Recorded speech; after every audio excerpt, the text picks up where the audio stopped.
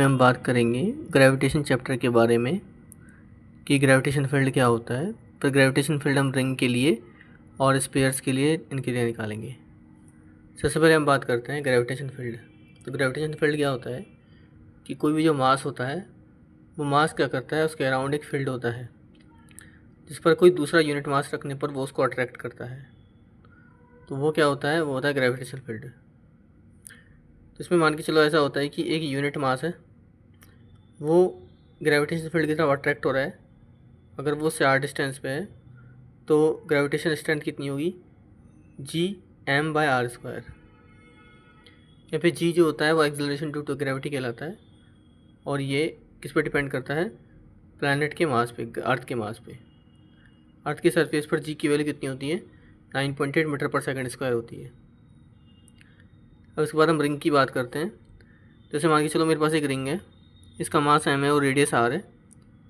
अब इसमें क्या होता है, इसके सेंटर से x डिस्टेंस पे पॉइंट P पर मुझे क्या निकालना है, gravitation acceleration due to gravity g का इफेक्ट निकालना है। तो मैं क्या करता हूँ, यहाँ से एक छोटा एलिमेंट ले लेता हूँ dm। इस dm से अगर ये पॉइंट A है तो यहाँ से r डिस्टेंस से पॉइंट P है। अब क्या होगा कि इस पॉइंट P पर इसके दो कंपोनेंट होंगे, एक तो डी जी साइन थीटा और D G cos theta. Vertical component cancel out हो जाएंगे और हॉरिजॉन्टल कंपोनेंट बचेंगे, तो डी जी कॉस थीटा आ जाएगा। डी जी की वैल्यू क्या आ जाएगी, Gm/r²। तो यहाँ पे m कितना है, dm है, तो Gdm/r² और साथ में कॉस थीटा। और कॉस थीटा की वैल्यू ऐसे निकालेंगे जो आ जाएगी x/r बेस अपॉन हाइपोटेन्यूज। फिर यहाँ से हम क्या करेंगे, बाकी सबको कांस्टेंट ले लेंगे और dm का इंटीग्रेशन करेंगे। टोटल मास m होता है तो मेरे पास ये ले दे के फॉर्मूला आएगा। इसका ग्राफ देखेंगे, ग्राफ कुछ इस तरह से जाएगा। यहाँ पे x की मिनिमम और मैक्सिमम वैल्यू ग्रेविटेशन फील्ड की r/√2 पे होगी, ये आप देख सकते हो। तो इस तरह से एक रिंग के लिए आप निकाल सकते हो।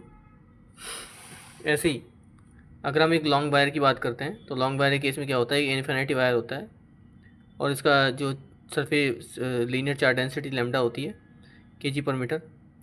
इससे डिस्टेंस r पे मुझे अगर फील्ड निकालना है तो इसका फॉर्मूला होता है 2g λ/r। ये डायरेक्ट ध्यान रख सकते हो। थिन स्पेरिकल शेल की बात करते हो तो थिन शेल मतलब अंदर से खोखला होता है। इसमें 3 कंडीशन होती है, एक पॉइंट अंदर है, एक बाहर है। अंदर की तरफ हम बात करेंगे ग्रेविटेशन फील्ड 0 है क्योंकि ये खोखला है। और बाहर की तरफ बात करोगे तो माइनस में Gm/r², r डिस्टेंस पे आप बात कर सकते हो। इसका ग्राफ कुछ ऐसा होता है। नेगेटिव साइड क्योंकि ये अट्रैक्शन की वजह से इसमें नेगेटिव साइड बनेगा ग्राफ, ठीक है। और सॉलिड का भी आप देख सकते हो। अगर वीडियो पसंद आ रहा है तो चैनल को लाइक शेयर सब्सक्राइब करें।